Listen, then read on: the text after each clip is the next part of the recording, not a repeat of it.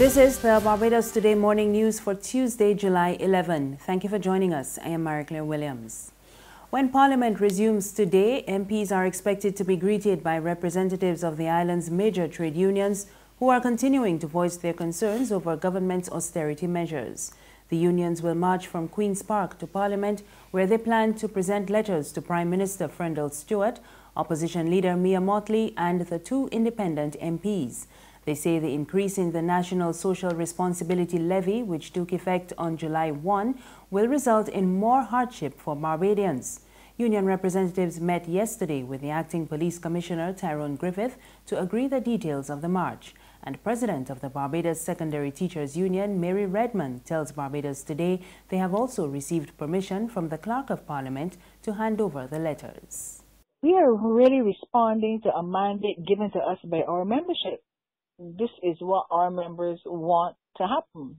It is being called a walk as opposed to a march because a march has certain connotations.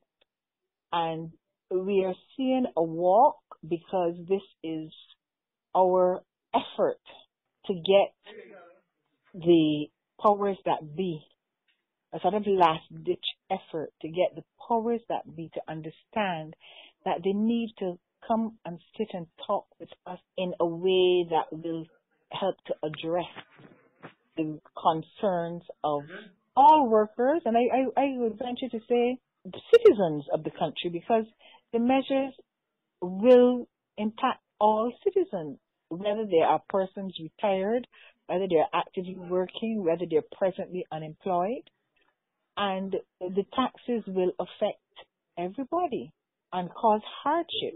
The unions had initially called for a repeal of the increase in the NSRL or a coping subsidy for their members. But following a meeting of shop stewards last week, they said they are prepared to accept a 50% reduction in the levy.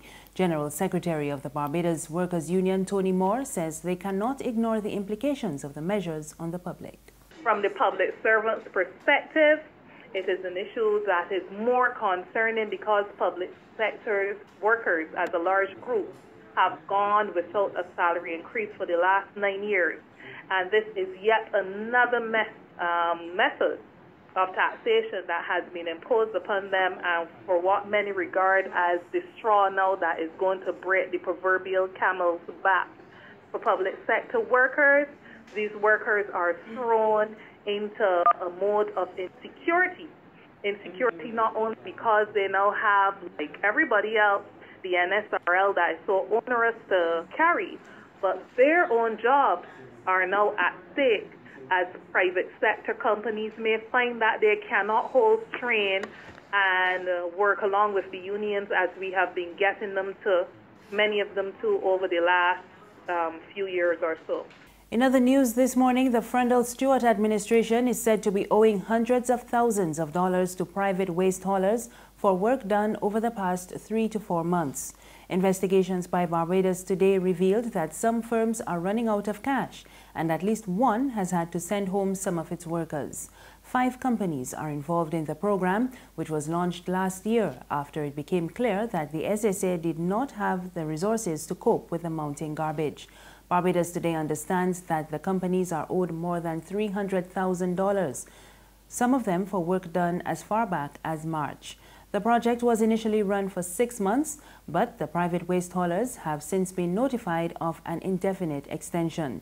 When contacted, they refused to comment on the matter, but official sources say government is indebted to all the companies involved. However, CEO of the Project Recycle, Anderson Fatchild Cherry, insists that government is not owing his company. Cherry told Barbados Today he plans to meet with the truckers to find out more about the situation. When contacted, General Manager of the SSA, Rosalind Knight, would neither confirm nor deny that the waste haulers are owed. Environment Minister Dr. Dennis Lowe was said to be in meetings and could not be reached. Consumer rights advocate Malcolm Gibbs Tate is calling on government to justify the increase in the price of natural gas. He says it is not good enough for authorities to tell Barbadians that the additional funds will be used to expand the natural gas network. The National Petroleum Corporation announced in a media notice on the weekend that both domestic and commercial rates had been increased effective July 6. The rate for domestic use has risen from $1.48 to $1.70 per cubic meter.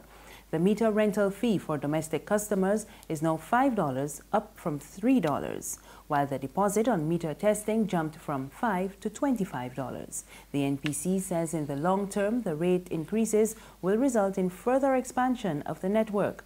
But the Director General of the Barbados Consumer Research Association tells Barbados Today that government needs to explain to the public the cost of expanding the service. My biggest concern about the increase, though, is the increase from $3 to $5 for the meter. That is my biggest concern. When one considers that people don't change meters in a hurry, and I am therefore suggesting that the price when doing a bulk purchase will be much lesser than if you just buy one. So if we assume that a gas meter is not much different from the price of an electric meter, and then calculate that it will last on a person's home for some 40 years, maybe longer in some cases, it is one hell of a profit that the companies are making off of us.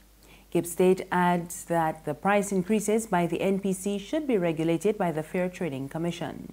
I am just surprised that natural gas is able to do an increase without having to go to a regulatory body for this to happen. Light and Power cannot increase its prices. Cable and Wireless cannot increase its landline prices unless they first get the okay from the Fair Trading Commission. And I feel similarly that a body like NPC should have to go through that process too. Don't know why it hasn't happened yet, but I feel it should. There's regional and international news after this short break. Good morning, Phillips & Company, may I help? Oh, certainly. One moment, please. Miss Phillips? Yeah? There's a lady on the line from the Nation newspaper who would like to speak with you. The Nation? Will she go on? Well, they're trying to sell us some ads. Look, don't make me laugh this morning. Ads in the Nation? They're real expensive, and for one year, nobody ain't buying them papers no more. Nobody want to steal news. I hear reading Barbados Today online for free. So I tell she thanks for calling, but no thanks. We just advertising Barbados Today, families. Tell she is Barbados Today all the way. Okay, I'll pass on the message. Mom, are you still there? Oh, she put down. The Barbados Today, news you can trust. Thank you for staying with us. We're back with news from the region. St. Lucia's state broadcaster is expected to officially go off air later this month. Broadcast Minister Dominic Feddy confirmed the pending closure of Radio St. Lucia during a press briefing on Monday. Prime Minister Alan Chasney first announced plans to cease operations earlier this year during his budget presentation. We get more in this report from HDS News Force. Reports have reached the media that employees at Radio St. Lucia are yet to receive June's salaries. In addition, the telephone lines have been disconnected and advertising revenue has dwindled since the announcement that the state-owned entity will be shut down.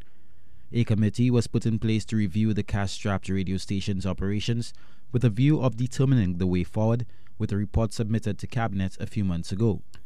As the public awaits the recommendations contained within the report, the fact that employees still await their salaries has resulted in public outrage. When asked for an update on the situation with RSL, Broadcast Minister and former RSL employee Dominic Feddy told the media that the issue of late salaries has been a perennial one at the station.